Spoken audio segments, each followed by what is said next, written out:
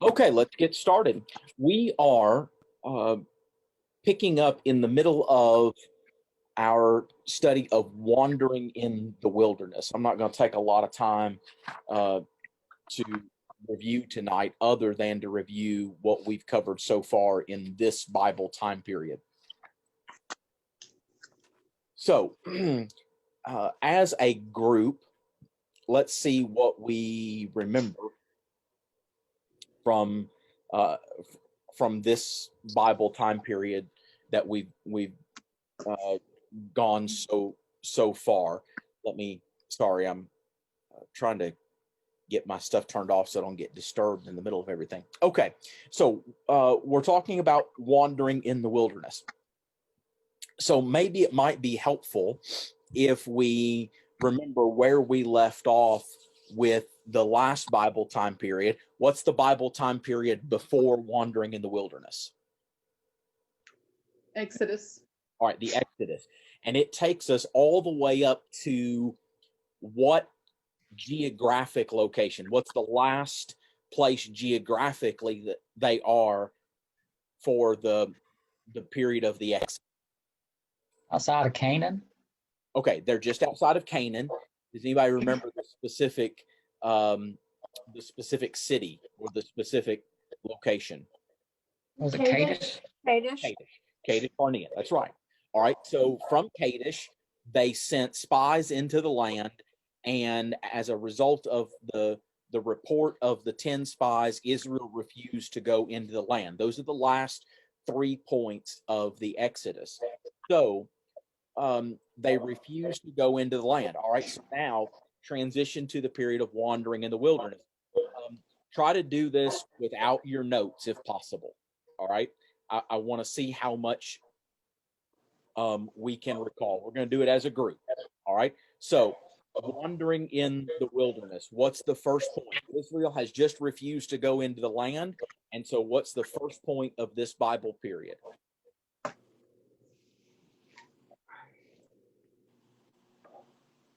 They were sentenced to wander in the wilderness. Right. They were sentenced to wander in the wilderness. They were given the sentence, their punishment for refusing to go into the land. All right. So they were sentenced to wander the wilderness 1 year for every day that the spies were in the land, and a total of how many years? 40. 40. That's right. All right. Now, during this Bible time period, you begin to have, you have issues that come up. You know, you have this great multitude, more likely more than 1 million people, wandering as a group of people in the wilderness for 40 years without there being some issues. So most of what we have talked about so far in this Bible time period has to do with the issues that came up while they wandered in the wilderness. So our next point in this period, you had kind of a famous rebellion against the leadership of Moses and Aaron. Who was it?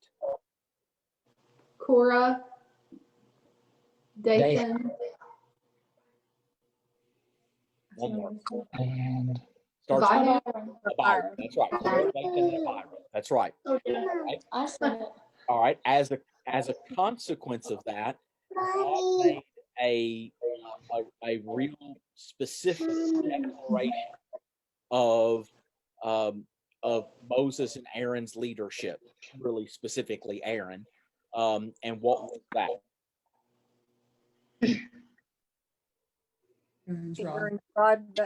That's right. Aaron's rod budded. That was a sign from God affirming their leadership. Okay. Now, in the book of Exodus and Leviticus and even Numbers to this point, we have a certain female character that doesn't get a whole lot of attention. We notice her at the time of the crossing of the Red Sea, uh, led Israel in celebrating God's deliverance at the Red Sea.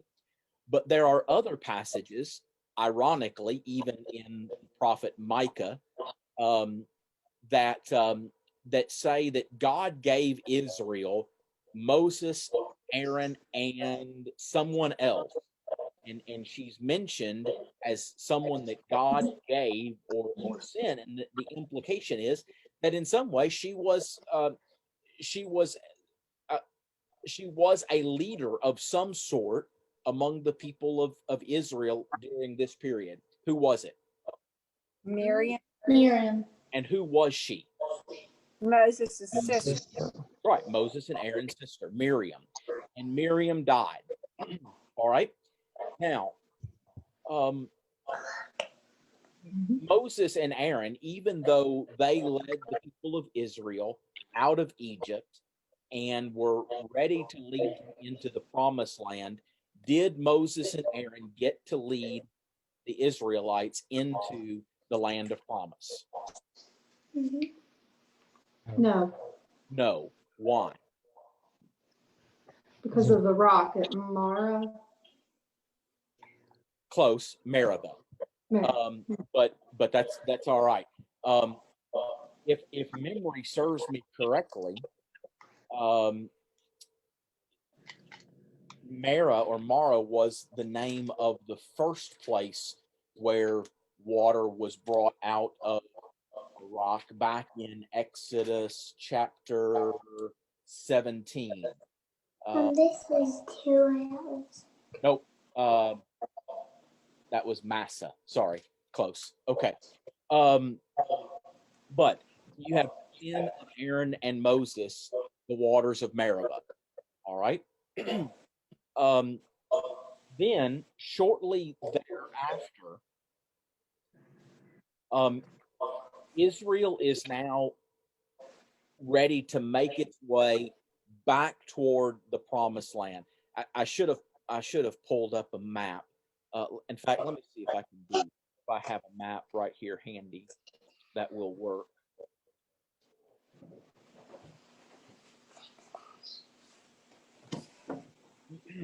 All right. This is not ideal, but it will serve the purpose. Okay. So I'm gonna try to do some doodling on the screen here, and this will help make sense of where we are chronologically. All right. So Egypt, I already did. crossing the Red Sea, Sinai, and then from Sinai up to Kadesh Barnea at the southern part of the land of Canaan. Then they are sentenced to wander in the wilderness. At the end of the book of Numbers, you have something of a retelling of their wandering. But then after their period of wandering, rather than going directly back up through Kadesh Barnea and into the land, they actually take a slightly different approach. And so now they're going to come into the land from the eastern side. This is the Sea of Galilee up here. This is the Dead Sea down here, and this is the River Jordan in between. And so they're going to come at it from the east side of the Jordan River and then cross into the land. Now, as they make that journey, the most direct route from this point would be to go through this area right down here, and that's the land of Edom. They would go. They could go through the land of Edom, Edom, on their way to the promised land. But the next point in our study is that they had to go around or pass by Edom, even though they made the promise that, we're not going to do anything in your land, we're not going to take anything. we're just passing through. Edom said, nope, you're not going to come through here. So they had to pass by Edom.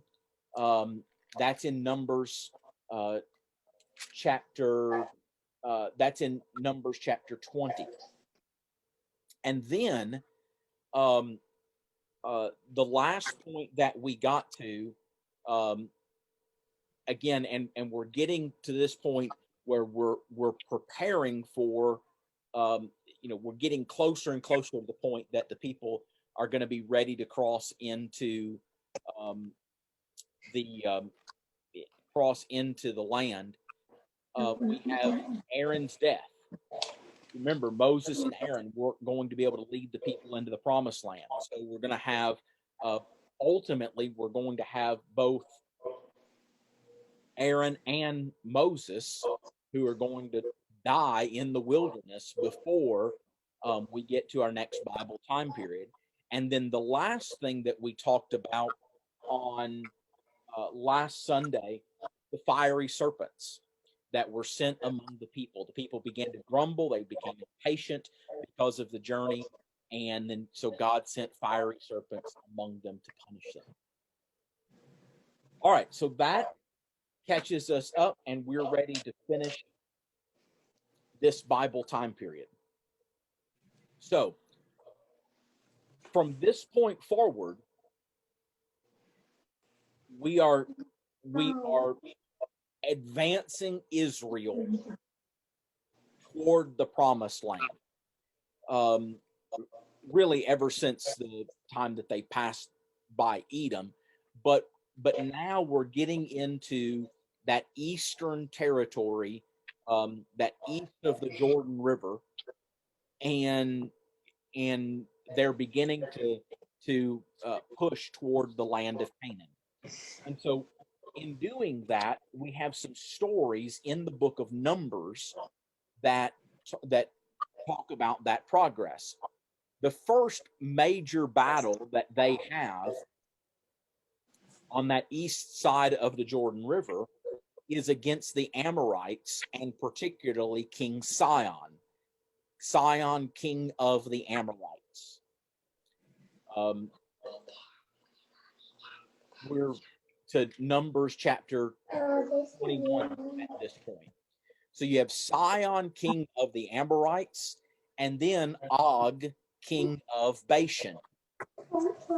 You have two major victories where the children of Israel, their quarrel is really not with the Amorites or with the people of Bashan, but you have their victories over them as Israel makes its way toward the river and then into the land of Canaan. Now, Israel is victorious over Sihon, king of the Amorites, and Og, king of Bashan, and that gets the attention of another king by the name of Balak. And Balak organizes his people, the Moabites, in connection with another group of people called the Midianites. And they realize that their efforts to resist the advance of Israel is futile. And so Balak seeks out some help in order to, at least in his mind, ensure military victory. Who did Balak try to hire in order to bring about a curse on Israel so that they might be victorious? Balaam. This is the story of Balaam. That's right. This is the story of Balaam. This is where Balaam enters into the picture. So, I think this story has been covered in our kids' Bible classes not all that long ago. What do you all remember about Balaam? Chase and Hunter and Evelyn, you remember anything about Balaam? Remember Balaam? He had a What he was donkey. riding on? Remember what the donkey did? Yes. Do you know what the donkey did? Mhm. You remember what the donkey did? Did the donkey listen? Um, God did something with the donkey. God made the donkey talk to Balaam. You remember that? Donkey? God made the donkey talk to Balaam. So that's kind of the famous part of that story. The kind of the unwritten part of that story that we only put together from later text is that when God wouldn't let Balaam pronounce a curse upon the people of Israel, Balaam conspired with the Midianites to let Israel curse themselves. Do you remember how that happened? God said, Balaam, you're going to pronounce a blessing on the people, not a curse. But Balaam really wanted the reward that Balak had to offer. The New Testament tells us that Balaam loved the wages of unrighteousness. Balaam really wanted that reward. And so since he seemed to have enough scruples about himself that he wasn't just going to go out on his own and pronounce a curse upon the people, he seems to have known. Messed up. He seems to have known better than that, so we'll give him that much credit. But he conspired with the Midianites so that Israel would bring about a curse on themselves, and then God wouldn't be with them. Do you remember how he did that?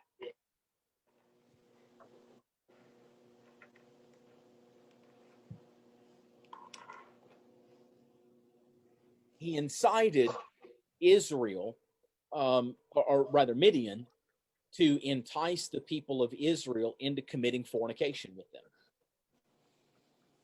And we learn from subsequent history that this was Balaam's doing behind the scenes. That's not explicitly stated in Numbers chapter, is it 25 or 26? That's not explicitly stated. That's in 25. It's not explicitly stated there, but there are references that are made to it later where we learn that that was Balaam's doing behind the scene. And so Israel, now that didn't absolve Israel of their responsibility. Israel sinned, committing fornication with the Midianites. And so as a consequence, God was not happy with them. And Midian, at least briefly, got their wish that Israel would be cursed, that Israel would be punished. But ultimately, that's resolved, and as we're going to see in just a moment, that plan on the part of the Midianites backfired. Numbers chapter 26 is a really important point in the story of the wandering, because you have a second census of the people. Now, why do we say that it's a second census? When was the first one? Beginning of Numbers? The beginning of the book of Numbers, right? As the people are getting ready to leave Mount Sinai, there is a census of the people taken. There is a second census that's taken in Numbers chapter 26. Why is that so important? What is significant about that?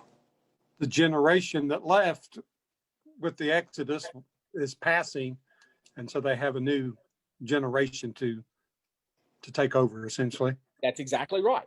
It marks this new generation of Israel. So you remember, as a consequence of their rebellion at Kadesh Barnea, when they refused to go into the land, they were sentenced to wander in the wilderness for 40 years. Not only was 40 years 1 year for every day that the spies were in the land, but it was also enough time for that generation to die.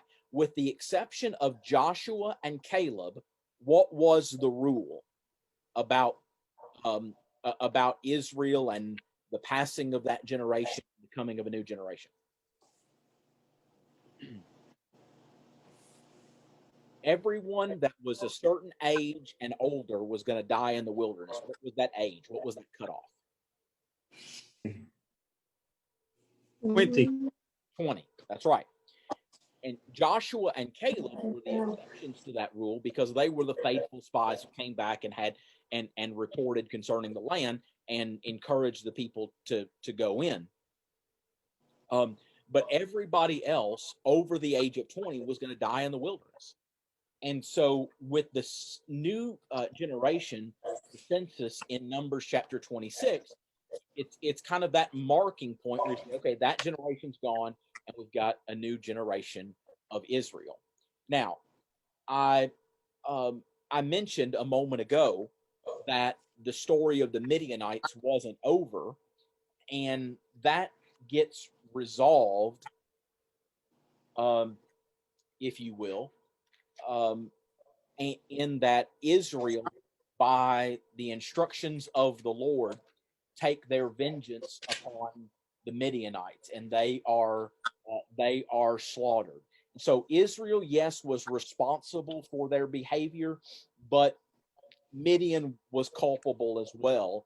And so you have the slaughter of the Midianites, and that's fast forwarding a little bit in the book of Numbers. You have some other things in there that aren't quite as that don't necessarily push the story. That's Numbers chapter 31. And for the most part, that gets us through the book of Numbers. All right. For the most part, that gets us through the book of Numbers. All right. Anybody have any questions about that before we move on?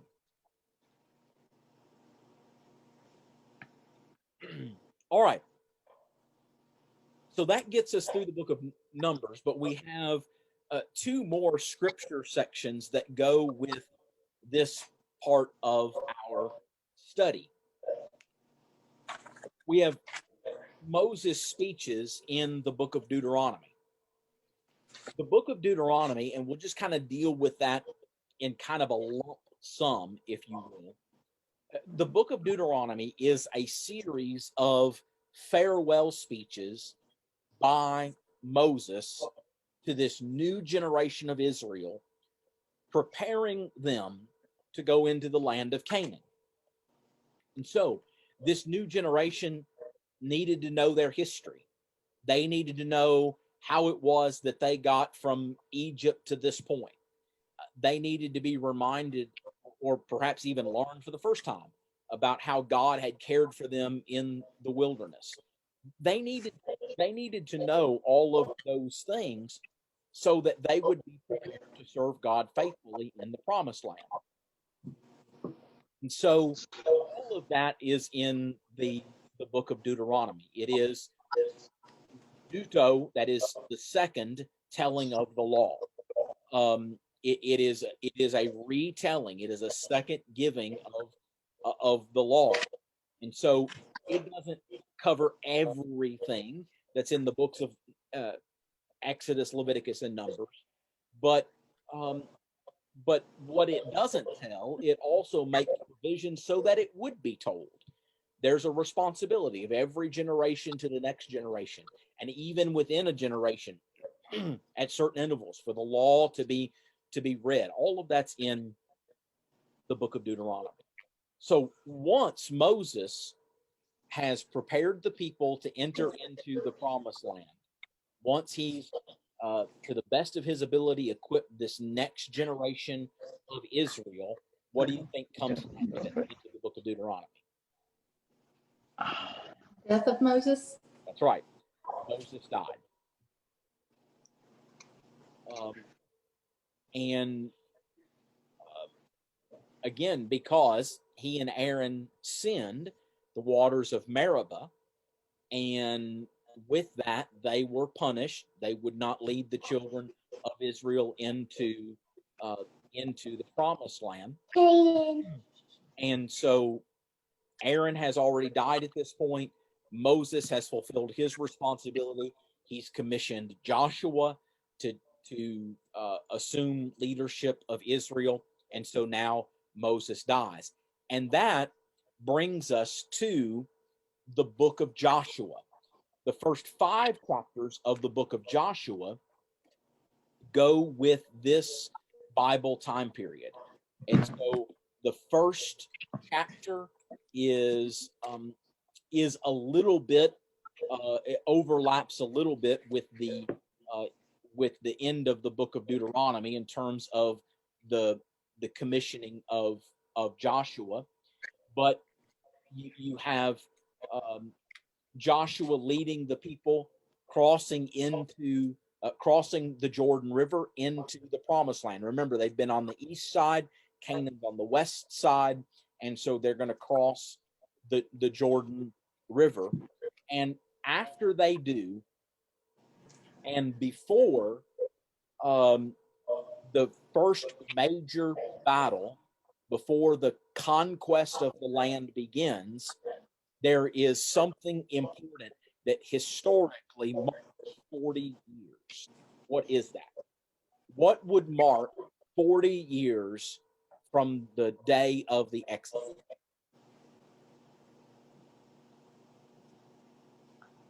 What would be on a Jewish calendar that would mark 40 years? Passover. That's right. They celebrate or observe the Passover in the land of Canaan after crossing the Jordan River in Joshua chapter 5. All right, that's the period of wandering in the wilderness. That gets them from the time that they refused to enter the land of Canaan at Kadesh and across the Jordan River and ready to take on their first battle, which is the Battle of Jericho. All right, any questions or comments about that?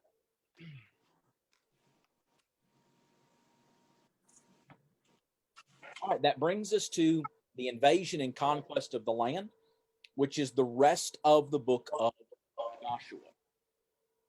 All right, we're going to do this Bible time period in kind of 2 phases. We're going to kind of give the skeletal outline, and then we'll go back and fill in some details. Geographically speaking, when Israel crosses from the east side of the Jordan River, across the Jordan River, and into the land of Canaan, they cross directly into the central part of the land of Canaan. And so this is what is called the Central Campaign. That is, they go into the central part of the land. They get a foothold in the land of Canaan, right in the middle of it. This is the Battle of Jericho, and then Ai, and now I'm forgetting another significant place that goes into this. I'm trying to flip in my Bible. But this is the central campaign. Israel's going to get a foothold in the land of Canaan. All right. Then you have the southern campaign. So from the central part of the land, they begin to take land to the south. And then I bet you can guess what comes next. The northern. There you go, the northern campaign. Okay. So they start in the middle, they go south, and then they go north. And that all of that was by the instruction of the Lord. The Lord says you're going to take it a little at a time so that whatever you conquer, you can hold. That's basically. You don't go in and try to take it all at once, but little by little, you go in and take the land and take what you can hold. And so the book of Joshua lays out this systematic way of taking the land. Once the bulk of Canaan is taken, kind of the main part of Canaan, the borders of Israel will get expanded over time, and they'll reach their greatest length when we get to King David and King Solomon. But when Canaan proper was taken, then you have the land distributed among the tribes. So each of the 12 tribes of Israel was given their part of the land of Canaan. Now, there were 2.5 tribes that had requested and were given land on the eastern side of the Jordan River, not in Canaan proper, but in the what had been the land of uh, the Amorites and Bashan and the Midianites over on the eastern side of the river. And so you had 2.5 tribes that had territory there. Now, God says, as long as you will go and fight with your brother to take the land of Canaan, you can have that land. So after the central, southern, and northern campaigns and land begins to be distributed, you have the tribes on the 10.5 tribes on the western side that get their territory, and it's now time for the Transjordanic, that just means back across the Jordan River, tribes return home. Who were those tribes? This is just for bonus points. Reuben. Reuben. Reuben, Simon, Levi, Judah. Okay, yeah, that's right. She knows the tribes. All right, the tribe of Reuben. Who else? No, it was on the west of the, what did I say? On the east side of the Jordan. East. Huh? Half of Manasseh. Reuben, Yeah. Gad, and half Manasseh. Reuben, Gad, and half Manasseh. Reuben, Gad, half Manasseh. That's just bonus points. Okay. And then we're getting to the end of the book of Joshua, where Joshua challenges the nation of Israel. And so now Joshua is about to pass, and so he issues challenges to the children of Israel. That's Joshua chapters 23 and 24. That's the context of Joshua's famous statement: "As for me and my house, we will serve the Lord. Choose you this day whom you will serve, but as for me and my house, we will serve the Lord." And it's in that context that Israel renews their covenant with Jehovah. And so now you have not only a new generation of Israel, but that new generation has received the promised land. Joshua is preparing to die and to leave them without that strong leadership that Moses before him, and now Joshua has provided. And so he challenges them, and the people say, no, we will serve the Lord. And that brings us to the end of the book of Joshua. Now, as I said, that's the skeletal outline. There are some details that we can fill in on each of those points. I'm not going to get into all of this tonight, but just so you see where we're going. When we talk about the central campaign, Bethel is the one that, for whatever reason, I couldn't think of. Jericho, Bethel, and Ai. And then they stake their claim on the land of Shechem. And so that's what I mean by kind of filling in the subpoints. But if you can just remember, right, they start in the middle, they go south, they go north. And the reason why you remember kind of that central, southern, northern campaign is because, just to remember, they didn't go in and try to take all the land at one time. God told them, take the land little by little. And so they went in to take the land little by little. And so we'll continue filling out this part in our study next week. We've got about 2 minutes left. Oh, no, we don't.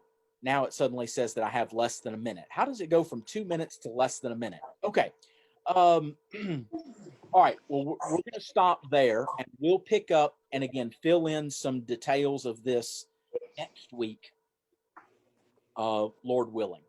All right. Anybody want the last word tonight? Bye. Bye. All right. Y'all have a great week, and we'll see you. Hopefully you can join us on Wednesday night for our study. Bye, everybody. Bye. No.